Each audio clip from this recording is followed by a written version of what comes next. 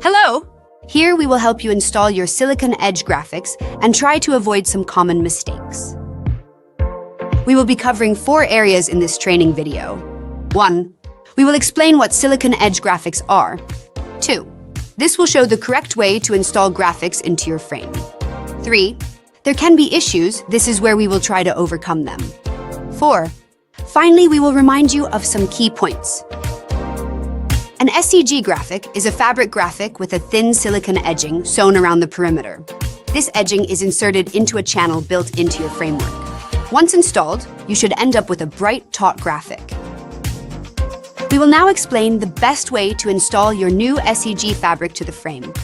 There are several types of frame. You may have a new frame that you can move about like the image on the left, or you may have a version similar to the other picture where it is fixed in position, possibly to the wall. You should always install the graphic by installing the 4 corners first. If the frame is flat on a desk or the floor, lay the graphic over the frame and push the edge into the channel, but only for about 100 millimeters from each corner. Do this for all 4 corners. If the frame is mounted to a wall or freestanding, then apply the top 2 corners first to let the graphic hang down, then apply the bottom 2 corners. You can now push the silicon edge into the channel along each of the edges.